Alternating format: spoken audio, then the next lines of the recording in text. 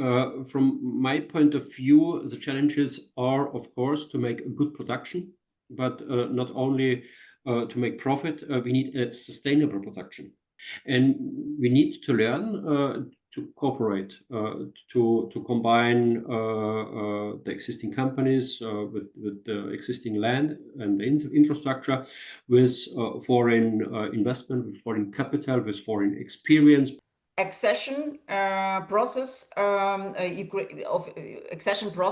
for Ukraine, both for Ukraine and for the European Union, as we've heard today, actually, it's both challenges and opportunities, and it depends on both sides. That is Europe, that is Africa, and so on. So we are talking about then 8-9 billion of people globally, and we have a global challenge to provide these people with food and probably other raw materials. Then we need secure funding. We need all the money, the capital. And that is the basis for the negotiation.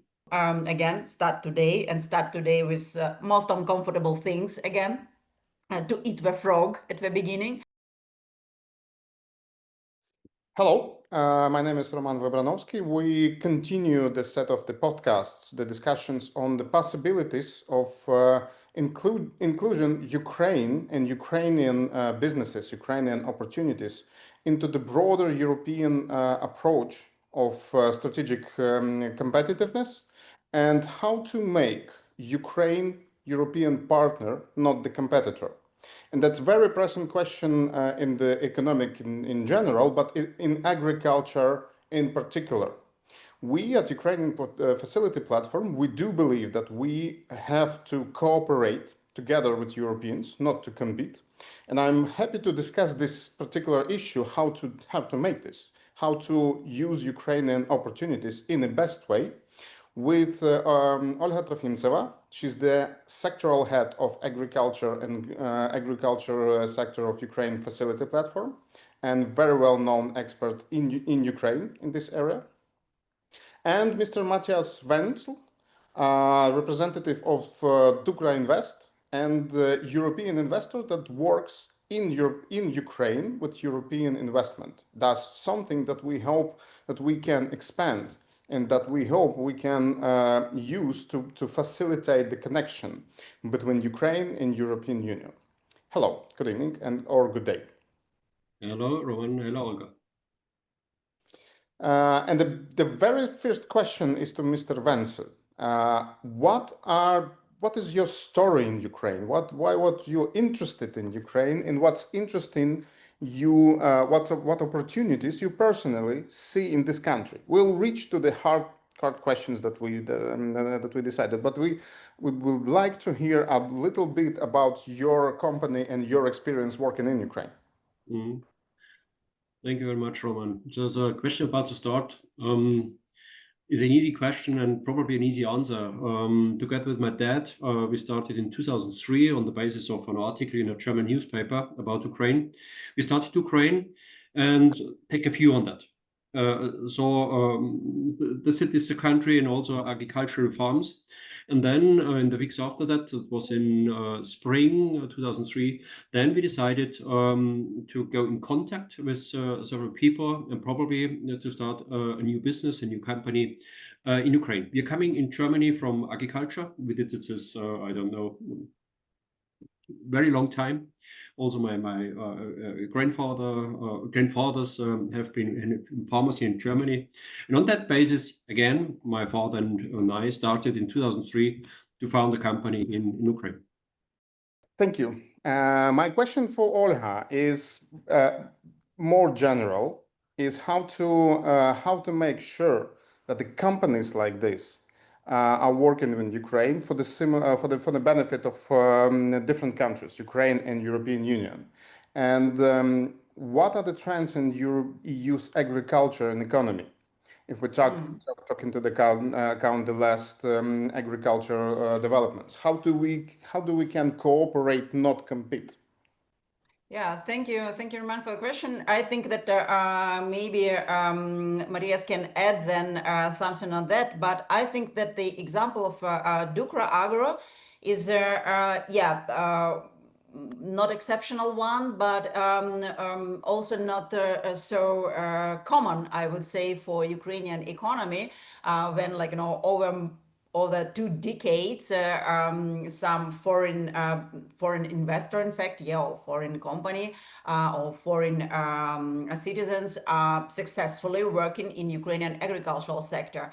But to answer your question, I think even 2003 and well, okay, right now we do have war conditions, but 2003 and later, the main or the most attractive, or I would say their main factor to come to Ukraine, that was for foreign farmers. And we have, by the way, or we had till the beginning of the full-scale invasion, Russian full-scale invasion in 2022, we had more than 150 foreign farmers working here in Ukraine, and they were attracted by low level of bureaucracy, comparing again to the European Union countries. We were attracted by again good conditions, in sense that we do have soils, we do have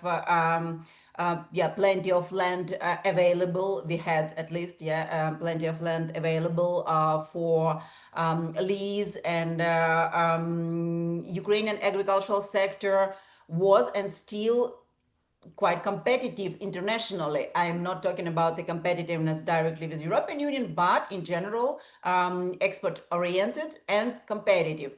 And I think that was, like, these factors were like natural born factors for Ukrainian agri-food sector.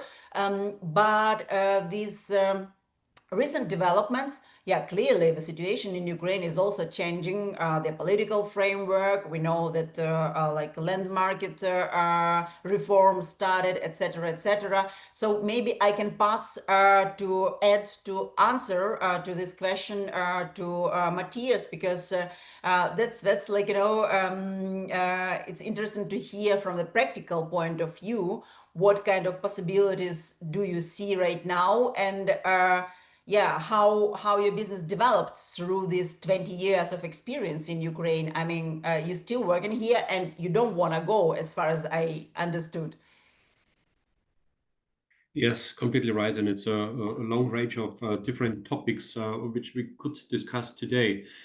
The first and very important topic for us was that land was available. Here in Western Europe, it was divided. Every farmer has a small farm with, I don't know, 50, 200 hectares. Yes, it was not possible to get more. In Ukraine, in 2003, probably also in 2004, the complete land, it was our impression, was available. The people there waited that somebody is coming for the cooperation. And that was a very good occasion for ourselves. And then, yes, I think you need the idea that you think, yes, I'm able to do this, I'm able to handle all the challenges.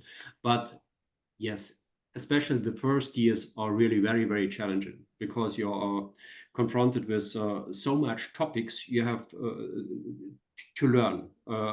The Ukrainian, how to say, bureaucracy, and the topic how to get the right people, and the connectivity, the business partners, and everything else. That was really a very big challenge. But now, after working more than 20 years in this country, I think we are experienced. We have this network with people. That is a basis for us to have a good view in the future. Okay. But still, the key question is, and maybe, well, to both of us, what has changed, in what can we say, looking at agriculture possibilities in the future, given that globalization doesn't stop but changed, given that regional alliances are different? How does it affect the possibilities for agricultural tendencies in Europe, and for Europe and Ukraine? I think the challenges are changing, of course. 20 years ago, the challenge was to start production, to come back to a regular business. And now in the future, we are talking about a cooperation between EU and Ukraine in the agri-food sector. And the question is, what does that mean? And I think we have to have a view on very different topics about technology, about knowledge, about market access for all the participants, about the investment in rural infrastructure. The infrastructure in Germany, in Western Europe, is completely different than in Ukraine. And at least we need altogether sustainable agricultural practices. Because yes, it's a complete another requirement today than 20 years ago. Okay, and what's your view on that? Yeah, that's sorry, that's exactly what I wanted to say. That yeah, I absolutely agree with Matthias, and what's interesting here, like that there are Ukrainian agriculture and European agriculture, and you know that very well, definitely. I mean, Matthias, that they are in some senses we are quite comparable, I would say, as if you're talking about the sustainability, if we're talking about the all Green Deal or from farm to fork I don't know, requirements, which are put within the common agricultural policy framework, etc., etc. But in many cases, really, and in many senses, the sectors are very different. And we are talking here not only about the structure, but in general, the production practices, the technologies, as you rightly said, etc., etc. And here, on the one hand, again, here is a challenge, as Matthias said, to bring Ukrainian agricultural sector closer to the European way of doing business that you wanted to formulate. I suppose this is exactly that, the culture of business, of doing business, the way of doing business, the way of thinking to change a little bit.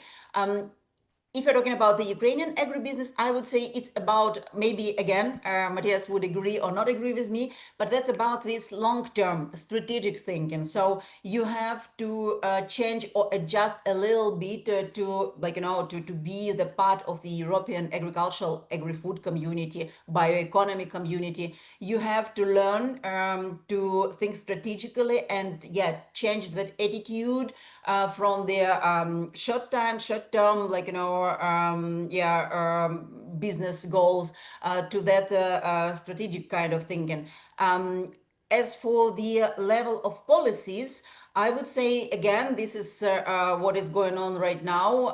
This is accession process, which is, again, it's not like 1 year or 2 years. It's long-term work. It's a sort of marathon work. And here, a lot of different factors, different fields of agri-food policy have to be aligned with European Union ones and with European Union framework. And this is, again, on the one hand, a huge responsibility and challenge for Ukrainian institutions, for Ukrainian Ministry of Agriculture, and everybody, who is involved there, both in Kyiv and at the level of the central governmental institutions, but also in the regions, Ukrainian regions. But it also, it proposes also some challenges definitely for businesses at the practical level, but it creates also, in my opinion, a lot of opportunities here. And I think that it's also, I would be interested to hear from Matthias about these, particular fields, what you are seeing from your practical point of view. As for these investment opportunities, I don't know, I would ask you directly, if you were consulting somebody from Germany or from France who is interested in investing in Ukrainian agri-food sector, where you would suggest him or her, this company to go? I mean, what kind of production, processing facilities to build? There to look from, again, from a perspective of the this European integration and European accession process.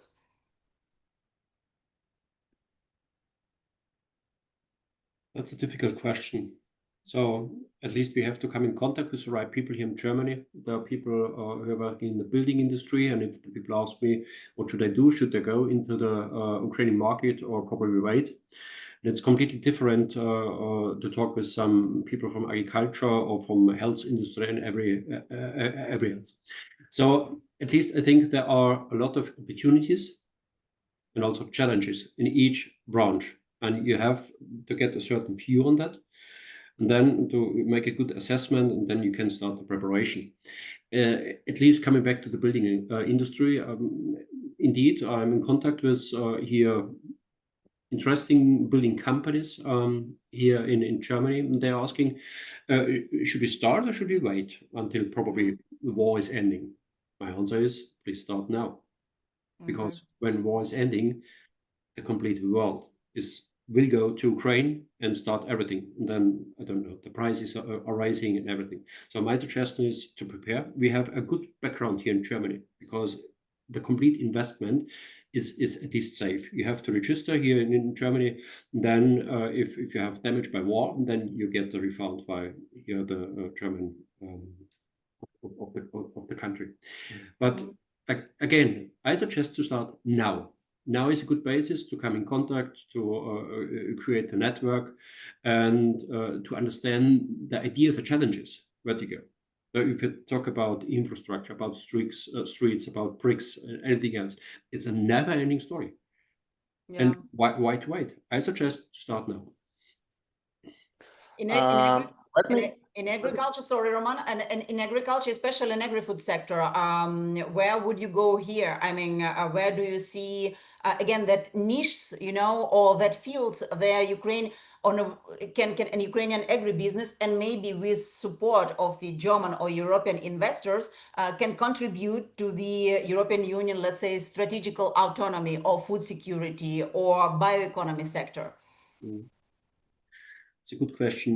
Focus on agriculture. So at least, from my opinion, my experience is that there is no land left as it was in 2003, which you can take or found a completely new company.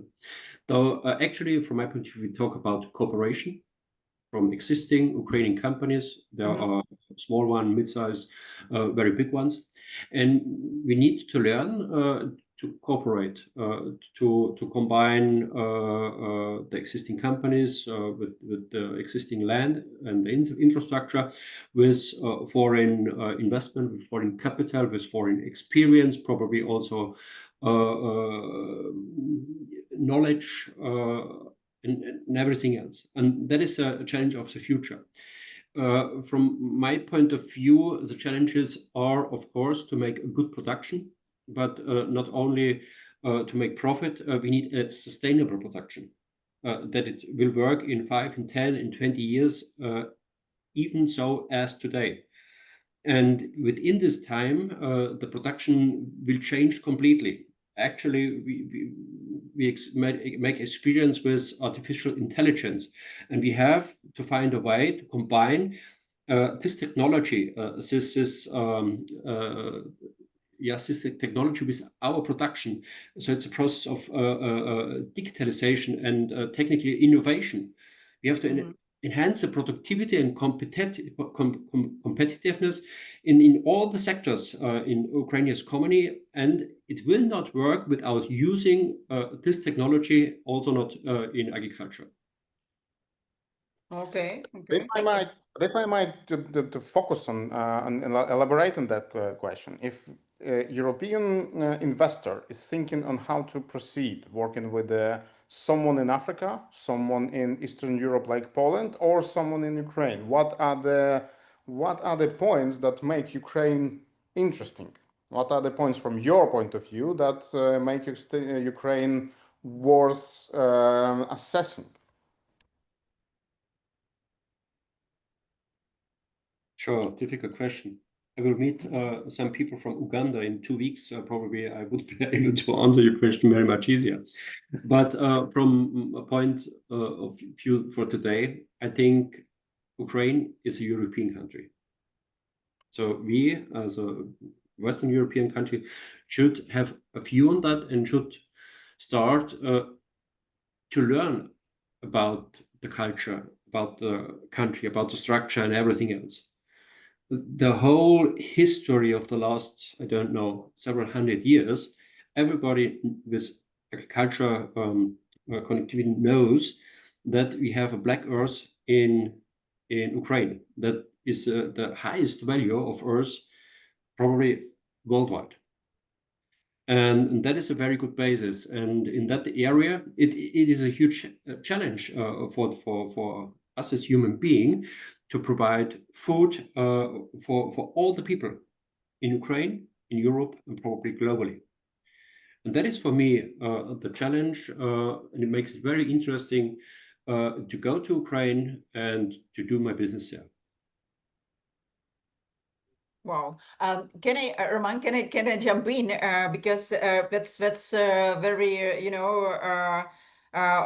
practical, but very sort of complex view. Thank you for that, Matthias, for that statement. I mean, and as for, you mentioned Uganda, and I've been also to a couple of, and talked to representatives of different African countries. Can you imagine, or do you see any opportunities? Because it's also interesting, like, for me personally, when I'm talking to Ukrainian agribusinesses, I'm saying to them that I personally see the opportunity for Ukrainian agribusiness and, as you said, European technologies, knowledges, and investments together to work on a third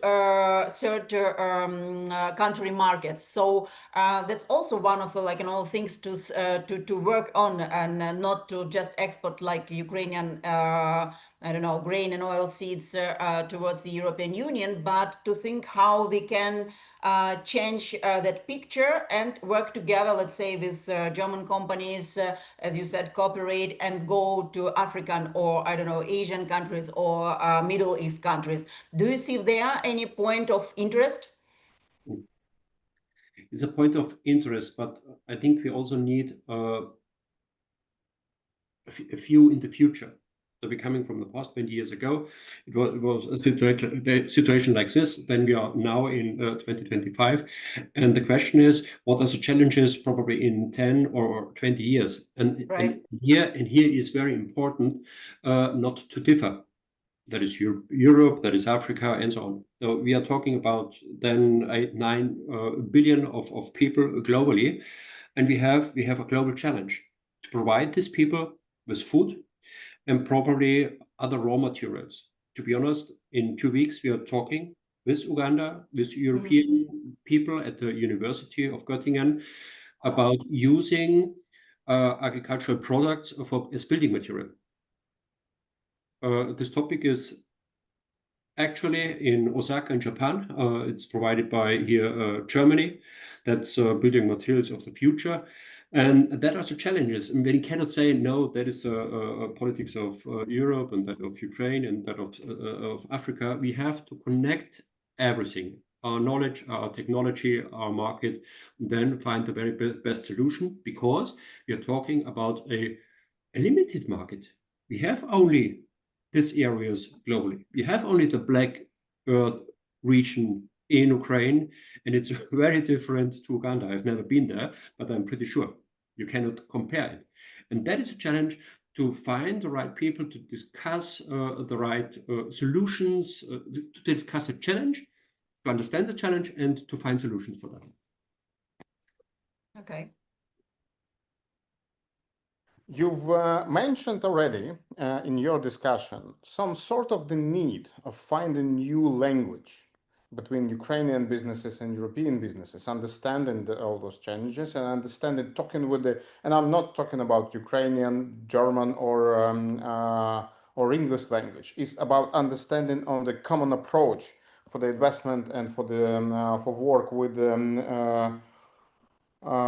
the new strategies that appear. And my question to Olga is how to understand these languages for Ukrainian businesses and for Ukrainian agriculture specialists.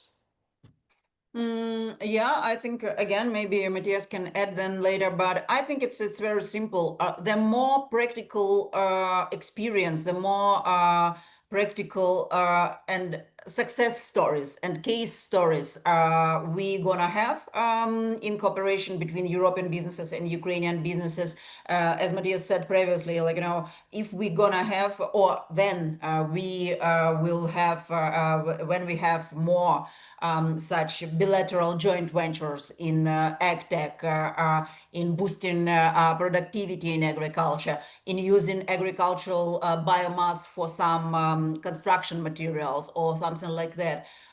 The more such practical examples of bilateral, multilateral investments will be, the more, like, you know, Ukrainian agribusinesses, agricultural food businesses will be integrated not only in European, but in these global value-added chains. And this is like, yeah, that's just only about that, I think. I don't know, would you agree with me, Matthias, or not? But I think it's about this practical experience and just doing business together, learning on mistakes, okay, finding new ways, but yeah, try to do that just on such bilateral, multilateral base. I think you are completely right, and development starts day by day again. So you cannot say, oh, it's a development we started 5 years ago, and now everything is running. No, there are completely new challenges, and we have to try to find good solutions. So when I come back to Ukraine, then I can say the experience today is that it's completely different than 20 years ago, because now you're on every farm and every field, you now see a farmer and the production is running. But going back, let's have a look to infrastructure in Ukraine. We are not far away from the highway from Kiev to Odessa. The highway is okay, but the streets from the highway to our farm, the 20 kilometers, are completely damaged. So we need new infrastructure, new roads, new bridges, new warehouses, new storage infrastructure. That's coming again. And then we have to talk about the structure of agribusiness, the size of the rise agri company of the enterprises. When you talk about farming in Ukraine, very often you talk about the very, very huge companies. But is that the future? And is that the right solution for the whole country? So we have to find ways, yes, to promote and to set exactly this company sizes and the ownership structure and everything else. So we're talking about property rights and everything else on the land, on the companies and everything else. And the next challenge is, of course, because of here CO2 pollution and everything else, we need a sustainable agriculture. Environmental friendly practices in the production, that is very different in the future than in the past. They're very different in the next 10 years than in the last 10 years. And here we need specific investment in research, in development, in finding complete new practices. And probably also we need administration, administrative procedures. Yes, to support all the activities from the investors, from the active companies. Since we started talking about the barriers and problems, let's move to this direction. We do understand that working in Ukraine is not always rosy, and it's not only about the war. War is a big tragedy in the problem, but still there are different other barriers for the direct investment in Ukraine, and that will be the question for the both of you. And let's start with Olga. What are the key barriers that we actually can identify and should we work with to change the situation and to attract more investment? Yeah, I think what is missing in Ukraine, again, Matthias, you're welcome to add, but I think it's this sort of like, simple and transparent pipeline for the foreign direct investments, where you you are not lost in all that, okay, how I can get the permission here, how I can get the permission there. As you said, I have to know the right people here and there. But should be much more simpler and much more transparent way. I mean, this is again maybe one of the fields where we can learn from the European partners, from European countries, how it works there. On the one hand, sometimes in Germany we know that some things are also too bureaucratic, maybe. But from the point of view of doing business, it makes sense to, I think, to took over some of the practices and to just apply them in Ukraine. And by the way, I think also that this process which we started, negotiations about the Ukraine's accession in the EU. I don't know, by the way, Matthias, what German business is thinking about that. Do we have sort of German angst for Ukrainian about the Ukrainian agribusiness coming, or do we see more opportunities? But I think it also helps. I mean, this accession process is not easy again, but it creates this framework, general framework for us, which is, do we want it or not? Maybe in some cases it's too difficult for us to challenge and for us in Ukraine, but we have to change. We have to adjust again our policies, our regulations to the European Union practices. And I think, again, this is, there are no simple ways in that sense. That's fortunate or unfortunate is the case, but I think it helps. And again, this is sort of overcoming, as you said, these barriers also as for the foreign investments. What would you say, Matthias? At least we have our activities, but everything within a framework. And this framework will get renewed in the next years. Because in the past, at least it was Ukraine, a country, a huge country between Russia and EU. And now I think we come into a discussion. Will that situation continue in the future? Or will be the connection back to Russia? Sorry, I don't hope so. Or a new connection, a completely new connection to EU. And the framework here will be, we need, of course, reforms. We have to talk about new legislation, especially in the sector of agriculture. Whenever we start this discussion, we need perspective, a timetable. Do we talk about 2, 3, 5, 10, 15 years?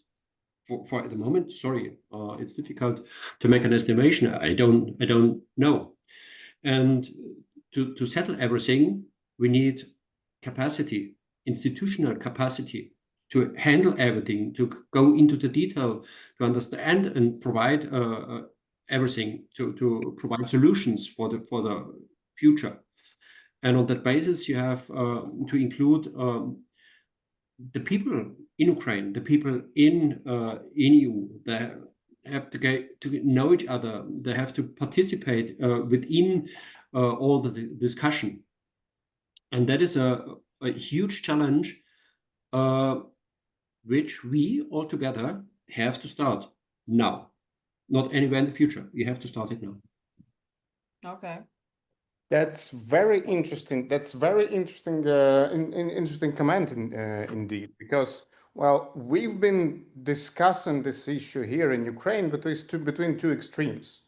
First extreme is very Soviet type. Let's wait for us, so someone will tell us what to grow and what to sell.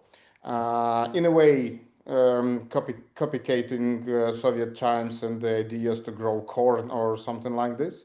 The other extreme is, okay, let's not regulate anything and let's wait until the free market will do the business.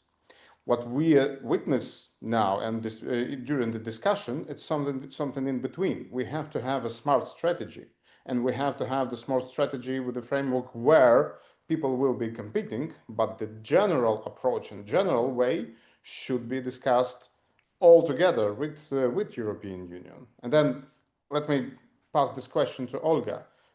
Is there a work to do that? Is there a work to create those frameworks? And is there a work to create not the communication between Ukrainian policy and European policy, but creation somehow aligned policies where businesses can fit in? Yes, this is, but here is, the interesting, what I think also was touched by Mattias and in your questions as well. We are talking here about the so-called multi-stakeholder and multi-actor approach and multi-level approach also. We must not forget that in this process of alignment, in this process of accession, and I really also hope, Mattias, that we're not gonna again go to somewhere from this perspective of the EU membership in Ukraine, but this multi-level and multi-actor approach is still a little bit, again, challenging. I would not say difficult, but maybe also difficult for Ukraine, because in European Union, they, we had decades of such an experience how to build this policy making, making of a policies processes, including their stakeholders discussions, including all the actors in different ways, in consultations about these policies and particular instruments and some strategies, etc., etc. In Ukraine, this is unfortunately, again, not the case. And I think there is a lot of still, they say, potential for the again, to learn how to do it right, how to do it in the right way, in inclusive way. So to talk to businesses on the one hand, to what we are trying also in the Ukraine Facility platform to do, to talk to the businesses, to different stakeholders who are representing the sector, and then to bridge them to the European counterparts, to the European potential partners, but also bridge them to the governmental institutions in Ukraine who are responsible actually at this policy level, at this governmental level, for the policy alignment, for their policy reforms, as Mattias said. Actually, this point of what Mattias mentioned, that we have to start now with very radical reforms. It's one of the it's tough, maybe, it's tough to hear for us here in Ukraine, because we are okay, but it's war right now. But it's for investments before, as Mattias said, the time is exactly right now, the best time to do that, because we do have this moment of changes. We do have this moment when everything could be can be, if we have this political will, if we do have really our real will for this EU accession and EU integration, again, at all the levels. So this is exactly the right moment to start this such kind of difficult reforms for rule of law, for the regional reform of regional management and regional policies, local policies, gramadas policies, etc. reform, which we've discussed also today earlier, etc., etc. And again, we can already have the expertise from our European partners.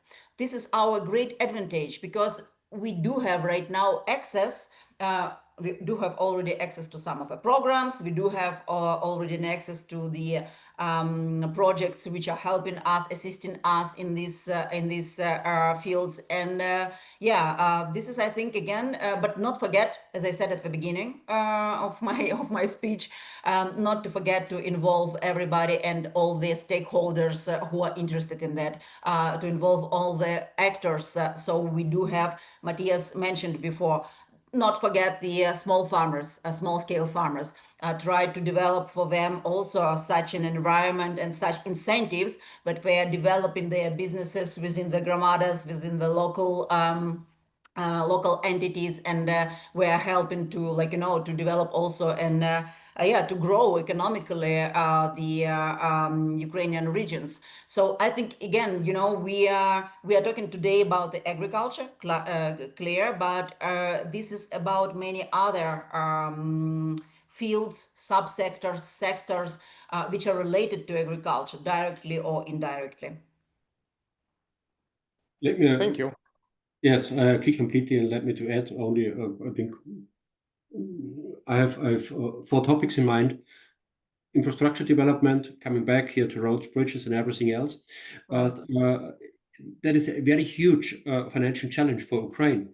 But however, it should also be able to provide the basis for a sustainable upturn and growth in Ukrainian economy. Because whenever we have the money available, then it's going into business areas, into new companies. And the next steps, we have to talk here infrastructure, then energy and environment. Afterwards, digitalization or in parallel and technology innovation. And that together is the basis for a new and better social infrastructure. That is my picture I have here for Ukraine. Okay. It's a simple picture, but yes, we have to go through these steps. In agriculture, you will find it in all different industries. I agree. And if I my last question for today's discussion is looking ahead at the negotiations with the European Union. So what would you suggest? The first question for the Mattias, then to Olga. What would you suggest for Ukrainian side from the practical point to include in those negotiations? How to use in our negotiation process for the benefit of the businesses and for the benefit of Ukrainian communities to make them more successful, not to limit them? I said it already a little bit, but I'm coming back to that. I think in that case, we have to talk about reforms in Ukraine. And you cannot do everything in parallel, so we need a prioritization of the reforms. We have to identify the relevant people, have to find the most important reforms needed for EU association. Probably judicial systems, probably they have to fight against corruption, and they have to improve the rule of law. It has to become similar to EU. And in the next step, we need a timetable. Do we talk about 2 years, 5 years, 10 years, 15 years? I don't know, to be honest, for the moment. Then you need capacity to handle everything. You need the people to do this. You have to involve the public, public participation anyway. Otherwise, you will lose all the people. Ukraine has to do a coordination with EU, and it's not only one EU, it's a lot of different countries which they have to come in contact. I think Germany is not similar to Hungary, for example, and they have to be aware of that. Then we need secure funding. We need all the money, the capital, and that is the basis for the negotiation. And yes, I think that there's a list of topics here for the next time, for the next steps in the direction to West. Yeah, that's, it's the case when I have actually maybe nothing even to add, because you formulated perfectly these things. And yeah, the only maybe one thing, Roman, from my side on that timeline, absolutely clear timeline, and not like, okay, we're gonna do that sometime in the future after accession or something like that.